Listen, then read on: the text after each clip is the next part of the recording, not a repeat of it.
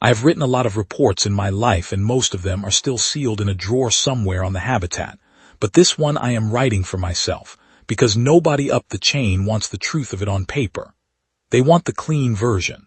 The version where the Marshals did their job, where the Concord cooperated, where the threat was neutralized on Old Orchard Road, and the Chicago habitat went back to its rotations like nothing had happened. That version is in the file. This one is for me. My name is Walter O'Brien. I worked the orbital precinct for 31 years and I want to set down, while my hands still work, what actually happened to Rocky Fosco and what it cost the rest of us to bring him home. You have to understand the shape of the place first, because the place is half the story. Chicago habitat was not a city in the old sense. It was a wheel, 2 miles across, hung in the lee of the earth in a slow rolling orbit, and it had been built in the bad years when the Tessari Concord still pretended they were our partners. Half the metal in our hull came from their shipyards. Half the air we breathed came through their scrubbers. We told ourselves we had a deal. They told themselves a different thing in whatever passes for a throat among silicate creatures. And we did not learn the difference until people started dying in ways that did not make sense. I was a lieutenant when it started. Walter O'Brien, Orbital Marshal, 2nd Shift, Sector 3. I had a partner named Chuck Jackson, a sergeant out of the lower decks, a man who had been to the belt and back and who carried his service weapon like a tool he was tired of using. We had been working together 11 years. We knew each other's silences. He took his coffee black and bitter, and he never spoke before his second cup, and I respected him for it the way you respect any honest thing in a world that has gotten too clever. Chuck had 3 children and a wife named Alina who taught primary school on the second ring. He had been raised on a freighter.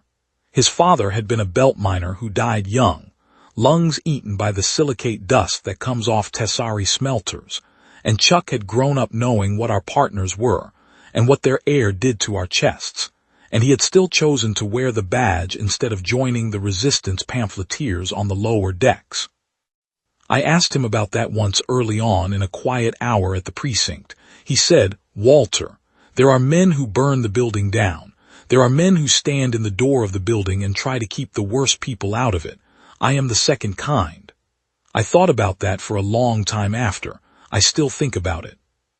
The habitat ran on a kind of bargain we did not like to look at directly.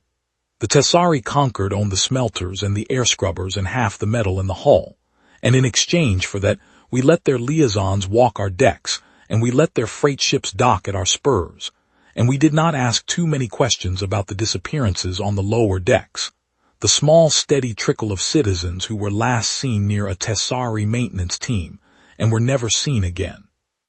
The official number was 17 across a decade. The number Chuck kept in the back of his notebook, the one he had built from talking to families in the laundry plants and the cafeterias and the long, thin neighborhoods near the docking spurs, was closer to 400. We did not talk about that number with anybody above the rank of captain. We did not write it down where the wrong eyes could find it. We carried it the way men carry old fractures. It ached when the weather changed. The Old Orchard Transit Corridor was our patch.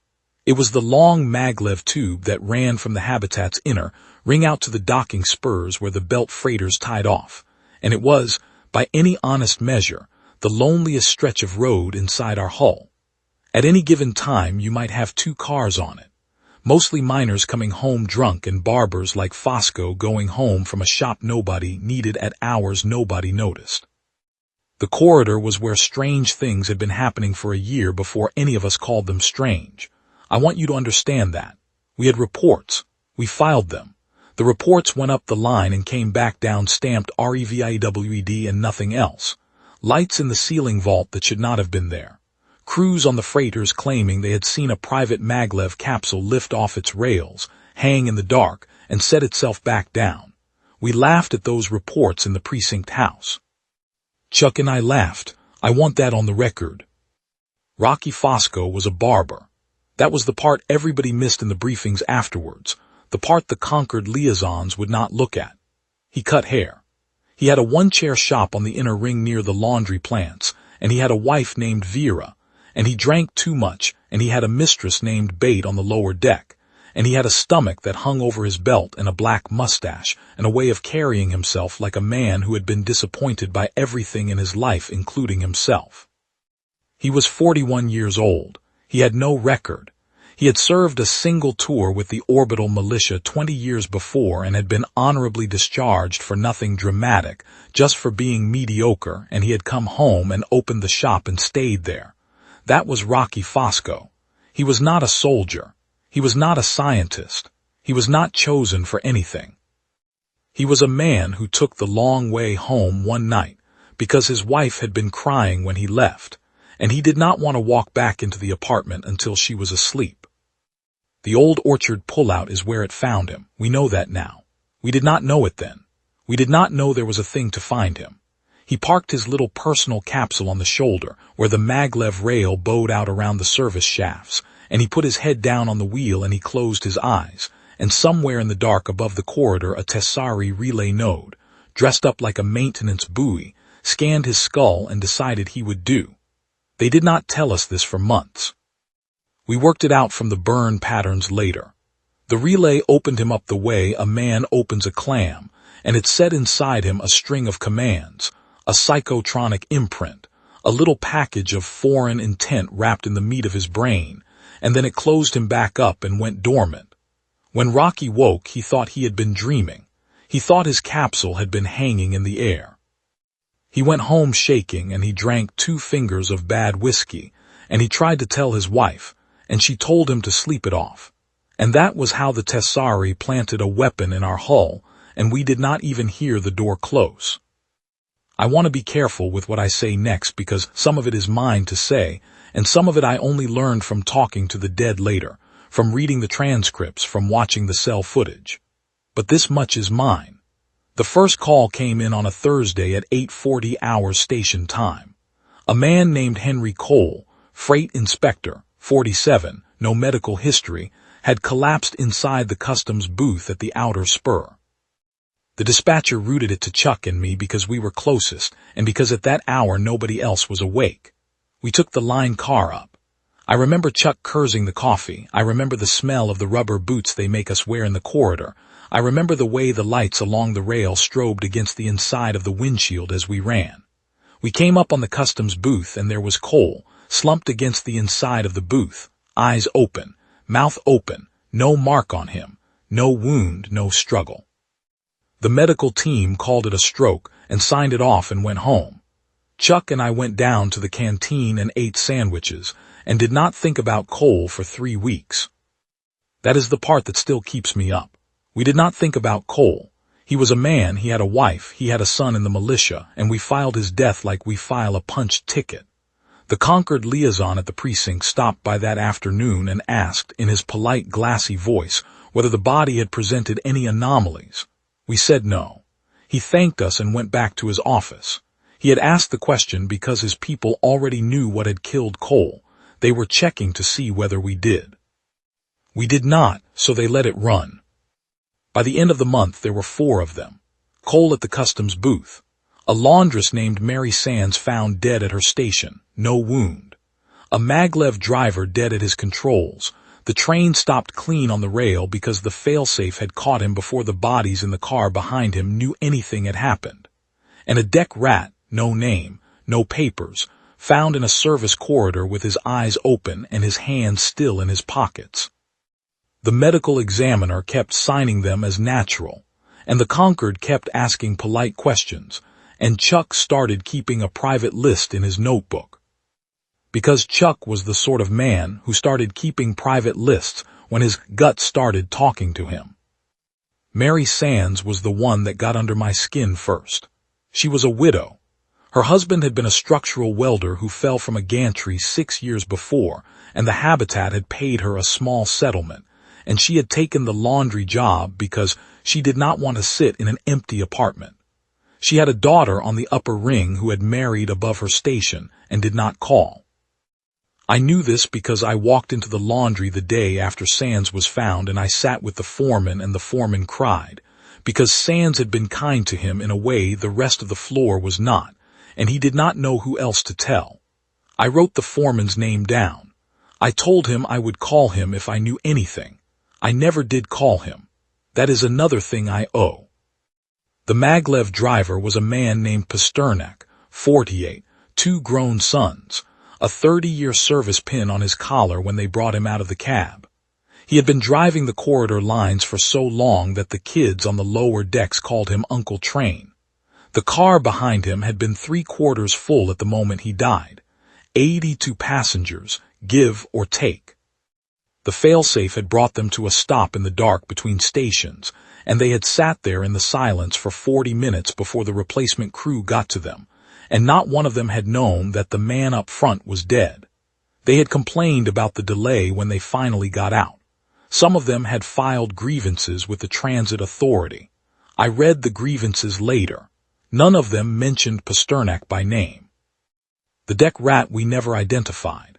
He had been wearing a coverall 3 sizes too big for him, and he had no tags on his clothing, and his prints were not in any registry we had access to. Doctor Who put him at maybe 23 years old.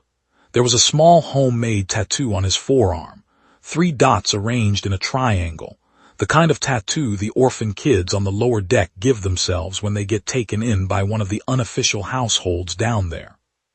He had probably had a name in one of those households. He had probably been somebody's brother. We buried him under a registry number. That is the one that sits in the worst place inside me. Not Chuck. Not Fosco. The deck rat with no name in a corner of the memorial wall on the lower ring behind a number. Because if you can be killed for somebody else's experiment and you do not even leave a name behind, then the thing you were is gone in a way the rest of us are not gone, and somebody has to remember at least that you were. He showed me the list on the 4th one. 4 deaths in 26 days, all on Sector 3, all in the corridor or adjacent to it, all with no cause. I looked at the list, and I felt the cold come into my belly the way it does sometimes when the job stops being paperwork. You think it's a man, I said. I think it's somebody, Chuck said, or something, but somebody first. You don't kill 4 people without leaving a print unless you're trying. We went to the captain. The captain was a good man, a tired man, a man named Ridley who had 2 grandchildren on the Habitat and who was 3 years from his pension. He listened to us for 10 minutes, and then he picked up the line to the Concord liaison's office, and the liaison was at our desk within 20 minutes, all polite, all flowing robes, all that glassy voice that came out of a translation membrane on his chest, because his own mouthparts could not shape our sounds. He told us with great courtesy that the Concord had been observing a developing situation, that the situation involved a citizen of the Habitat, that the Concord would prefer, very much prefer, that we step back from the investigation while their specialists handled it. Chuck looked at the liaison for a long moment, and then he looked at me. He did not say anything. He did not have to. We had been marshals long enough to know what it sounds like when somebody is trying to take a case off your desk because they do not want you to see what is at the bottom of it. Sir, I said, with respect, 4 of our citizens are dead. That makes it ours.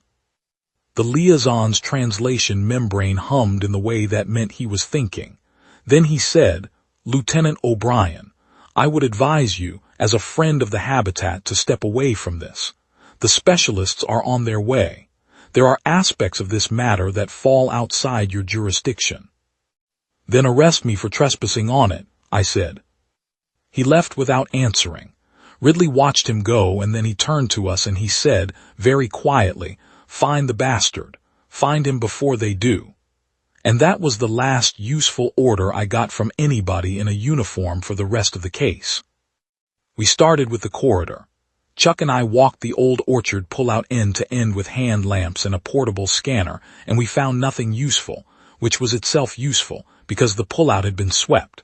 Somebody with better gear than ours had been there ahead of us. The dust was wrong. The footprints were wrong. There was a faint hexagonal scorch on the deck plate, no bigger than a dinner plate, where something with too many feet had stood and burned the paint without burning the metal. Chuck took a photograph of it and put it in his pocket, and we did not log it in the case file because we did not trust the case file anymore. The breakthrough came from the ME, A small gray woman named Doctor Who had been doing dead bodies on the habitat for longer than I had been doing live ones. She called us in on a Saturday, and she had Cole's brain in a tray. She had finally been allowed to open it.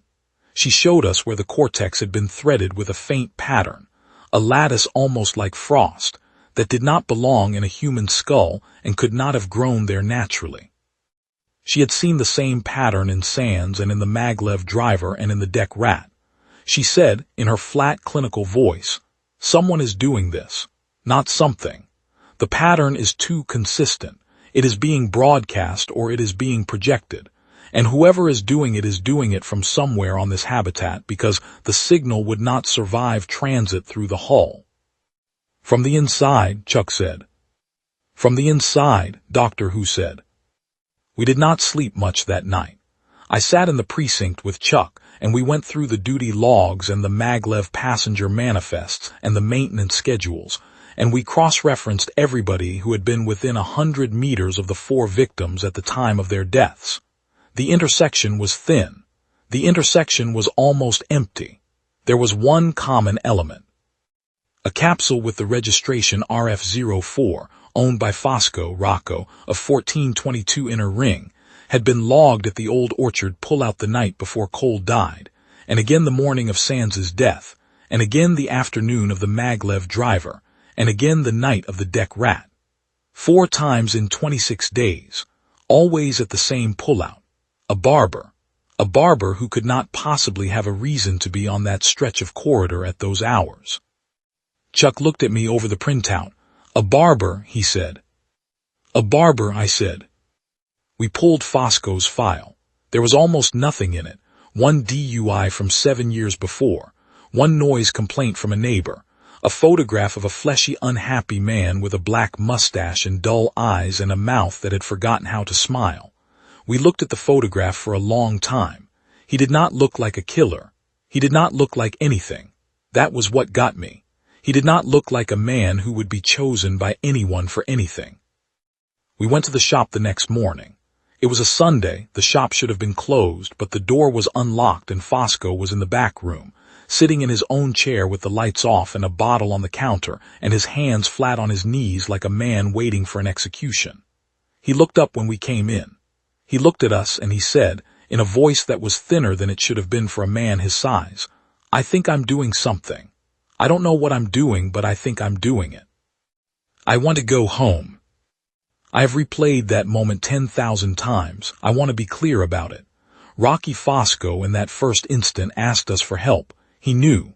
Some part of him, the part the Tessari had not been able to get to, knew. He was asking. And before I could answer him, before Chuck could even step further into the shop, Fosco's eyes went out. They did not close. They just went out, the way a light goes out. The awareness in them just emptied, and his hand came up to his forehead in a slow gesture like a man with a headache. And Chuck Jackson, who was standing 6 feet from him, dropped to the floor. I want to tell you he died on impact. I cannot tell you that. Chuck lived for 9 seconds on the floor of that barber shop. I counted them. He looked at me the whole time. His mouth worked. He did not get a word out. There was no blood. There was no wound.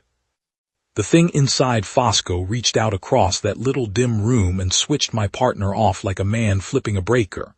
And I stood there with my hand on my service weapon, and I could not draw it, because the part of my mind that was still mine was screaming that this man, this barber, was a victim, and the part that was the cop was screaming that this man had just killed my partner, and the two of them deadlocked for the 9 seconds it took Chuck to die. Then Fosco ran. He came up out of his chair with that empty face and he shouldered past me and he went out the front of the shop and into the inner ring corridor, and by the time I got my legs under me he was gone into the foot traffic. I knelt down next to Chuck. I closed his eyes. I put my hand on his chest for a long second, then I called it in. I said, "Officer down at 1422 Inner Ring. Subject is Rocco Fosco, male, 41, considered armed and extremely dangerous. Subject is fleeing on foot through the inner ring. Do not approach. Repeat, do not approach. Subject can kill at range with no visible weapon. All units stand off and observe." The dispatcher came back asking for clarification 3 times. I gave it 3 times. By the time I got to the door of the shop, the corridor was empty in both directions. The foot traffic had heard the call go out on the public band and had cleared. And somewhere in the bones of the habitat, my partner's killer was running for a hole. I should tell you that the Concord moved fast after that. Within the hour, the liaison was at the scene, with 2 of his own kind behind him, big silicate creatures in the carapace shells they wear when they walk among us, and a unit of what they called specialists, smaller things, faster, with weapons I did not recognize. The liaison told me in his glassy, polite voice that the matter was now formally outside Marshal jurisdiction. The Concord would handle the subject. I would stand down. I would return to the precinct house. I would surrender my notes and my recordings and my partner's notebook. I looked at him with Chuck still cooling on the shop floor behind me, and I said, "Get out of my crime scene." He said, "Lieutenant." I said, "Get out of my crime scene, or I will arrest you for obstruction, and I will make it stick, and the press on the lower decks will eat you alive before your specialists find their man. And you and I both know your specialists are not going to find him, because if you knew where he was, you would not have let him kill 4 of mine before you said a word." The liaison's translation membrane hummed for a long time. Then he and his specialists withdrew to the corridor and stood there and watched, and they did not interfere. And I knew then what I had not been willing to know before, which was that the Tessari Concord did not want Fosco taken alive. They wanted him dead, and they wanted him dead in a way that left no trace of what he had been carrying, because what he had been carrying was theirs, and they did not want us to know they had put it in him. I sat with Chuck for another 20 minutes before they took him out. I am not going to write what I said to him. That is not in the report, and it is not going in this one either. Some things you say to your partner are between you and him and the room you are in. Then I went to work. I did not go back to the precinct. I went down to the lower decks, to the unofficial places, the places a marshal knows about and does not visit unless he has to. I found a man named Korovich who owed me a favor from a smuggling case 8 years before, and I called the favor in. I needed a private channel. I needed equipment the Concord did not have a copy of. I needed somebody to track a man through the bones of the habitat without showing up on any official sensor. Korovich did not ask why. He looked at my face and he understood the why was Chuck, because Korovich had liked Chuck the way everyone who met Chuck had liked him. And within an hour I had a wrist unit that would talk to nothing official, and a set of pickups that I could plant in the corridors, and a small, ugly pistol that did not appear on any registry. Then I went hunting. Fosco ran for 2.5 days. I want to lay out what that means. The habitat is 2 miles across, but it is also 300 miles of corridor, deck, service shaft, ventilation duct, and maintenance crawl when you stretch it out. A man who knows where he is going can hide on it for weeks. A man who does not know where he is going, who is being driven by an impulse he cannot understand, who keeps reaching for his head every few minutes like a man trying to claw something out of his own skull, that man leaves a trail. Fosco left a trail. He did not know he was leaving it. The Tessari thing inside him was good. The man was not. The man was scared and exhausted and drunk for most of those 2 days, and he kept going to places that made sense to a barber and not to a fugitive. He went to his shop. He went to his apartment. He went to Bates' place on the lower deck. He went to a diner on the 3rd ring where he had been a regular for 20 years, where the waitress knew how he liked his eggs. The Tessari thing in him wanted him to keep moving and kill on the way. The man in him wanted, with everything he had left, to go home. I followed the trail. I did not follow it alone for long. Chuck's brother, a freighter mate named Mick Jackson, found me on the 2nd day in a corridor on the outer ring. He had heard. He did not say anything. He just walked up to me and held out his hand, and I shook it, and he fell in beside me, and that was all. There were others. By the end of the 2nd day there were 6 of us, none of them official, all of them men who had known Chuck or who had heard from men who had known Chuck. We did not call ourselves a posse because that is a Western word and we were not Western men. We were habitat men. We had no name for what we were. We were just walking. I will give you the 6 because they should be on a page somewhere. Mick Jackson, Chuck's brother, freighter mate, 46 years old, wife on the second ring, no children. A man named Carol Brennan out of the engineering decks, retired structural welder, 58, the closest thing Chuck and I had to a confidential informant on the lower rings for a decade, came up to me in the corridor outside the precinct on the second morning and said only, "I knew Chuck since he was 9. Where are we going?" I told him and he came. A man named Henry Lindfist, freight rigger, late 30s, blond and quiet and very large, who had once carried a wounded Marshal out of a riot on the lower deck on his back because nobody else could get through the crowd. He had owed Chuck for that one for 9 years, and he came to collect his debt on the second afternoon. A man named Diaz, first name I never learned, who ran a small bar near the docking spurs, and who came in the second evening with a maintenance bar across his shoulders like a yoke, and the look of a man who had already decided what he was doing. And a Marshal off the books, a younger sergeant named Robbie Alto, who was supposed to be on shift in Sector 5, and who left his shift without telling anybody and walked across half the habitat to find me, because Chuck had been the one who trained him out of the academy, and Robbie was not going to sit at a desk, while the man who taught him to wear the badge lay on a slab. That was the 6, Mick, Carol, Henry, Diaz, Robbie, and me. We walked the corridors at the back end of the third ring and the service shafts under the laundry plants and the long, thin maintenance crawls behind the air scrubbers. We did not eat much. We did not sleep.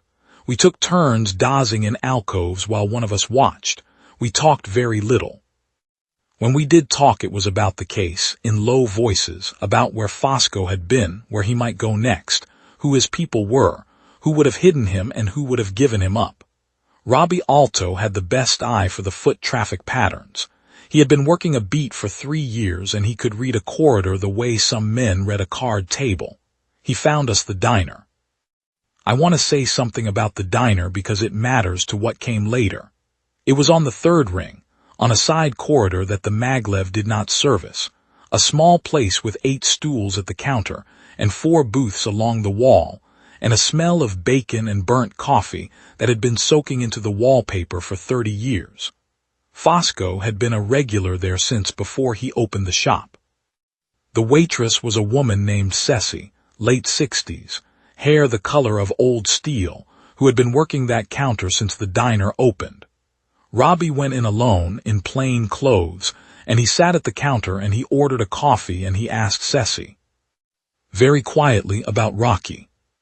Ceci was not stupid. She looked at Robbie for a long time. She looked at the door. She poured the coffee. She said, "He was here yesterday. He sat in that booth in the corner. He did not eat. He sat there for 2 hours. He kept his hands flat on the table the whole time. He kept saying something under his breath. I could not hear what. When he left, he looked at me and he tried to smile.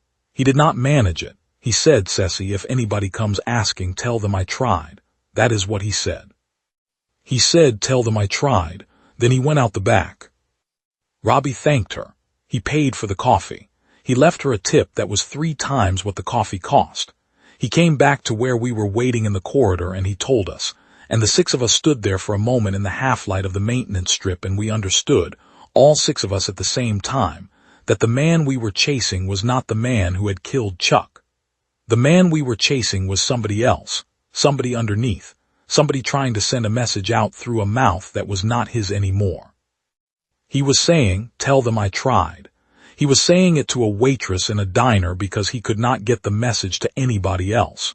He was telling us, through Ceci, that he was still in there, that he was fighting it, that if we could find him, if we could get to him before the thing inside him got to one of us, there might be something left to bring home. That changed the hunt. I want to be clear about that. Up until the diner, in the back of my head, I had been hunting a killer. After the diner, I was hunting a man. The other 5 caught the change without my having to say a word. Diaz, the bar owner, the one with the maintenance bar across his shoulders, looked at me after Robbie finished talking and he said, Marshal, are we still taking him alive? I said yes. He said, even with what he did to Chuck. I said, especially with what he did to Chuck. because what he did to Chuck was not him. And if we put him down for it, then the thing that did it gets to walk away clean, and the man it used gets buried under what the thing made him do, and that is not how it is going to go. Not on my watch. Not on any of yours. We are taking him alive. Carol Brennan, the welder, the oldest of us, looked down at the deck plate for a long moment. Then he looked up and he said, "All right, Walter. Alive." The other four said it after him, one at a time. Mick, Henry, Diaz, Robbie, alive, alive, alive, alive. We did not put our hands together on it because we were not the kind of men who put their hands together on a thing. We just said the word and then we kept walking. The Concord specialists were ahead of us, in the official sense. They had drones in the corridors and they had their own pickups, and twice we saw them, hunched alien shapes moving through a junction with weapons we did not have names for. The first time we hid in a service alcove and watched them pass. The second time, on the morning of the third day, one of them came around a corner 6 feet from us, looked at us with the row of optical clusters across the front of its carapace, and chose not to engage. I will never know what that creature thought it saw. Maybe it saw a Marshal with a face like cured leather and 5 men behind him, and decided the math was not worth it. Maybe it had orders not to provoke us until Fosco was secured. I do not know. It walked past us and we walked past it, and that was as close as I got to the enemy until the end. Late on the third morning we lost Henry Lindqvist.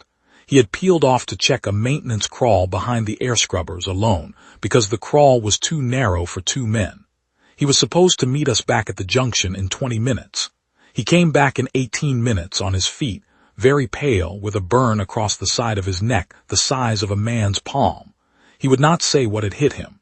He sat down on the deck plate and he leaned against the wall and he said, "Walter, I'm going to sit this one out. I am sorry. I cannot feel my left hand." Carol stayed with him. We left them in an alcove with a comm beacon and the small, ugly pistol's spare magazine, and the 4 of us who were left kept walking. Henry lived. Carol got him to a clinic on the lower ring the next day. The burn left a scar he carried for the rest of his life, and he never told anybody, including me, what had put it there. I have my suspicions. I never asked him to confirm them. We found him at the old orchard pullout. Of course we found him there. He had gone back to the place where it had happened, the way a dog goes back to the spot where it was hit. We came up the corridor on foot, the 4 of us still on our feet, Mick, Diaz, Robbie, and me. And the maglev rail was dark because the Concord had shut the corridor down 2 hours before, and the only light was the emergency strips along the deck plate and the faint blue glow of the service buoys hanging in the vault above us. Fosco's capsule was parked on the shoulder exactly where it had been the night the Tessari opened him up, and Fosco was standing next to it on the deck with his hands at his sides looking up at the vault. He was talking to it. I could hear his voice from 40 meters out. He was saying over and over, "I want to go home. I want to go home. I want to go home." The Concord specialists were on the other side of him, 4 of them, spread out across the corridor in a half-moon, weapons up, waiting for him to do something they could call a justification. They had not moved on him. They had not spoken to him. They were going to let him kill one more person, one of us probably, and then they were going to burn him down and burn the body and walk away, and the truth of what he was would go with him. I motioned the men behind me to hold. They held. I went forward alone. I went forward slow. I had my Marshal's badge in my left hand, held up, because I did not want any of the 3 creatures who could still move across from me to mistake me for anything other than what I was. I had the small, ugly pistol in my right hand, down at my thigh, because I did not trust any of the 4 creatures across the corridor not to fire on me the moment they realized what I was about to do. I want to be honest about what I was about to do. I had thought about it for 2.5 days. I had thought about Chuck on the floor of that shop, his mouth working, his eyes still on me. I had thought about the barber's photograph in the file, the dull eyes, the unhappy mouth. I had thought about him saying, "I want to go home. I want to go home. I want to go home." And I had decided that whatever Fosco was now, whatever the Tessari had put inside him, the man underneath was still my citizen. He had been born on my habitat. He had paid his habitat tax. He had cut my hair once 10 years before in a shop I did not remember until I went looking for it. He was mine. He was not theirs, and I was not going to let 4 glass-faced specialists from a species that had used him as a loaded weapon stand on my deck plate and put him down like a damaged appliance. Not on my deck, not on my watch, not him. I came up on Fosco at 20 meters. He turned to look at me. The eyes were not empty now. The eyes were full of something terrible, a man drowning in his own skull, a man who had been wearing somebody else's hands for a month and could feel them on him and could not get them off. He looked at me and he said, "Marshal." I said, "Rocky." He said, "I killed your partner." I said, "I know." He said, "I can feel them in me. They're going to make me do it again. They're going to make me do it to you. I can feel them coming up." I said, "Rocky, look at me, not up, not at the buoys, at me." He looked at me. He kept looking at me. His hand started up toward his forehead in that slow gesture I had seen him use on Chuck, and I said, very calmly, "Rocky, if you put your hand on your forehead, I am going to shoot you in the leg. I am not going to kill you. I am going to shoot you in the leg, and I am going to drag you off this deck, and we are going to find a way to get them out of your head. Do you understand me?" He stopped his hand. He looked at me. He said, "You don't have a way to get them out." I said, "Not yet. But we are humans, and we are stubborn, and we have your name, and we have your wife, and we have the diner on the 3rd ring where you eat your eggs, and we will find a way, and we will pull them out of you piece by piece if we have to, and you will sit down in your own chair in your own shop, and you will be a barber again. Do you hear me, Rocky? Do you hear me?" I do not know what would have happened in the next moment if the specialists had stayed out of it. I want to believe Fosco would have let me walk him out. I want to believe the man in him would have held on long enough for me to get my arm under his and walk him down the corridor to the precinct house and put him in a cell where we could work on him. I want to believe that. I will never know. Because the moment I finished speaking, the specialist on the far left raised its weapon, the long stuttering kind they carry, and fired across the deck at Fosco. It missed him. It missed him because I had spent 2.5 days thinking about exactly that shot, and I had positioned myself on the angle that I thought they would take, and I had taken the small, ugly pistol up off my thigh in the second Fosco's hand stopped, and I put a round through the specialist's optical cluster from 20 meters out before its second shot cleared the barrel. It went down. The other 3 specialists turned toward me, all at once, the way a hive turns when one of its limbs is cut, and behind me I heard the 3 men I had brought start to run forward, and the corridor was about to come apart, and Fosco was standing in the middle of it with both his hands up at his head. The man fighting the thing fighting the man, his mouth open, no sound coming out. I shot the second specialist in the joint between its carapace and its lower thorax. It folded. I do not know if I killed it. I did not have time to confirm. The third one fired and missed me by inches, the round going past my ear with a sound like a fly the size of a fist, and Mick Jackson came up behind me with a maintenance bar and broke the third one's optical cluster from behind, and the fourth one tried to retreat back along the corridor, and Diaz tackled it and rode it down, and Robbie came up alongside Diaz, and the 2 of them beat it to pieces against the deck plate with the maintenance bar in their hands. We were 4. They were 4. We had nothing they would have called a weapon. We took them apart anyway, in maybe 40 seconds, in a stretch of corridor lit by emergency strips, on the deck where they had stood and watched 4 of mine die, and counted it as acceptable losses. I want you to understand. We did not win because we had better gear. We did not win because we were stronger or faster or smarter. We won because we were stubborn and we were angry and we had decided. They did not understand that. The Tessari Concord understood many things about us. They understood our biology and our chemistry and our voting patterns and the resonance of our cortex. But they did not understand that a man can decide, in a corridor full of his enemies, that he is not going to lose, and that decision can carry him through 40 seconds of slaughter that no calculation said he should survive. There is no equation for it. There is no biology paper that captures it. You can map the human brain down to the last fiber and you will not find the place where the decision lives. We know this because the Tessari did the mapping and they came up empty, and they thought because they had come up empty there was nothing there. They were wrong. The place where the decision lives is not in the meat. It is somewhere else. We do not know where. But we know it is there because we have stood in corridors and felt it light up, and they have not and they cannot. And that is the whole of the difference between us. When it was done, I turned back to Fosco. He was still on his feet. His hands were down. His eyes were on me. The thing in his head was still trying. I could see his jaw working with it. I went to him and I put my left hand on his shoulder and I said, "Rocky, hold on. We have to walk. Can you walk?" He said, "Marshal, I am very tired." I said, "I know. We are going to walk anyway. 1 foot, then the other, down the corridor. Then we are going to get you to a doctor. Then we are going to get you home. Do you hear me? Are you with me?"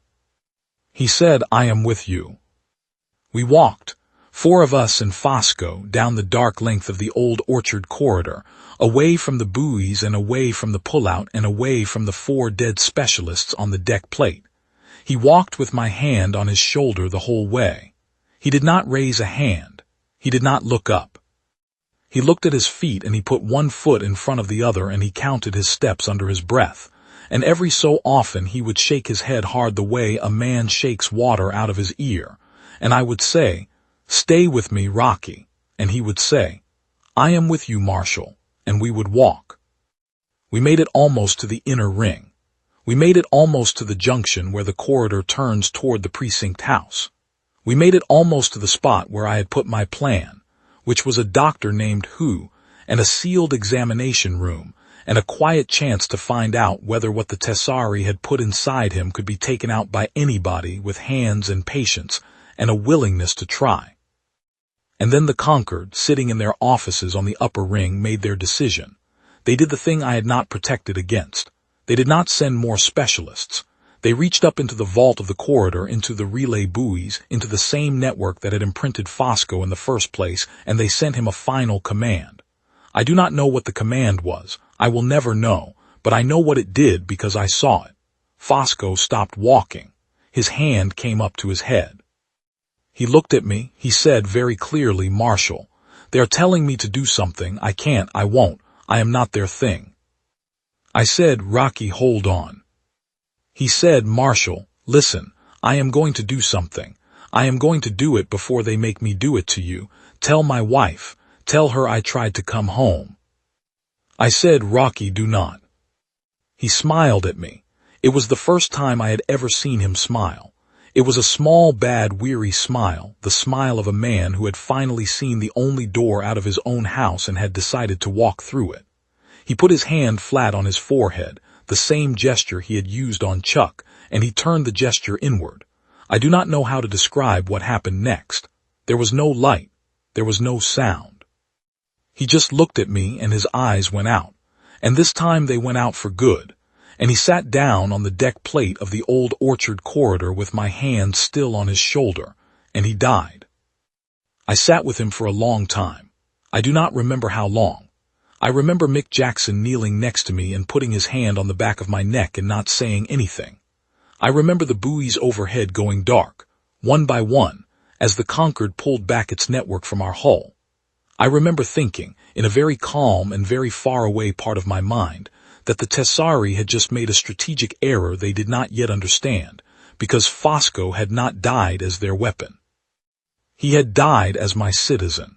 He had taken the gun out of his own head before they could fire it. He had refused them in the only language he had left, with the only weapon he had left, which was his own life, and he had won that small private war in the last second he had to fight it. The Concord pulled out 3 weeks later. Officially, they pulled out because of a renegotiation of the trade terms. Officially, it was a diplomatic adjustment.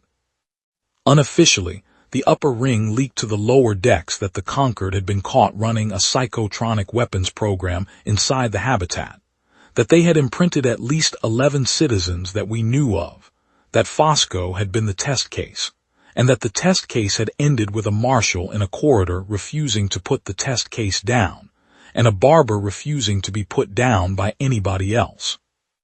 Unofficially, the Concord had decided that humans in close quarters on their own deck, with their own dead in their hands, were not a controllable variable. They wanted predictable subjects. We were not predictable. They moved their relay nodes off our hull, and they pulled their liaisons, and they went somewhere else to do somewhere else's people. And the habitat went on rotating in the lee of the Earth. And the corridor on Old Orchard Road was renamed Fosco Way, by a vote of the lower decks, over the objection of the upper ring. I retired 4 years later. I am writing this in a small apartment on the third ring, 2 blocks from the diner where Fosco ate his eggs. The diner is still there. The waitress is gone. There is a younger one who does not remember him. I eat breakfast there twice a week. I do not order the eggs the way he ordered them. I order them the way I order them, but I think about him every time I sit down. Chuck's brother Mick came to see me last month. He is an old man now. We sat in the apartment and we drank coffee and we did not say much. Before he left, he looked at me and he said, "Walter, do you think we did right, by Fosco, by Chuck, by the rest of it?" I thought about it for a long time before I answered. I thought about Chuck on the floor of the shop. I thought about Fosco sitting down on the deck plate. I thought about the 4 specialists in the corridor, and the way the habitat had gone quiet for 3 weeks afterwards, the whole 2-mile wheel holding its breath. I thought about the fact that the Concord had come to our hull thinking they could use one of ours against the rest of us, and they had left understanding that they could not, because we did not let go of our own. Not even when our own had killed our own. Not even when our own was a weapon. Not even then. I said, "Mick, we did what we could. We brought him home." Mick nodded. He finished his coffee. He stood up. At the door he turned back and he said, "Walter, the kids on the lower decks, the young ones, they do not know any of this. They do not know what we did. They walk through Fosco Way and they do not know whose name it is." I said, "That is all right, Mick. That is the point. They walk through it. That is the point." He left. I sat in the apartment for a long time after he was gone. The light was going down over the rotation. The habitat was turning, the way it has turned every day of my life, the way it will turn every day after I am gone. Out beyond the hull, somewhere in the black, the Tessari Concord is still doing what it does to somebody else's people now on somebody else's deck. They have not come back to ours. They will not come back to ours. They learned, in the corridor on Old Orchard Road, on a Tuesday night in the 3rd week of the 3rd month of my 42nd year on the job, that there is a thing about humans they did not account for when they drew up their plans. We do not put our own down, not for them, not for anybody. We walk them home if we can, and if we cannot walk them home, we sit with them on the deck plate until they are gone, and then we get up, and we go back to work, and we remember their names. His name was Rocky Fosco. He was a barber. He cut hair on the inner ring of the Chicago habitat for 19 years. He had a wife named Vera and a black mustache and a stomach over his belt, and on the last night of his life in a dark corridor in the lee of the Earth, he refused. That is what I have for you. That is the whole of it. That is what I came back from the Old Orchard Road with, and that is what I am leaving on this page. And if anybody reads it after I am gone, they will know what we did, and why we did it, and what it cost, and that is enough. I am going to put down the pen now. The light is gone over the rotation. I can hear the maglev running on the outer ring. Somewhere down the corridor, a young Marshal is walking a beat I used to walk. He does not know my name. That is also the point. Good night, Chuck. Good night, Rocky. The habitat is turning. The habitat will turn. I am going to bed.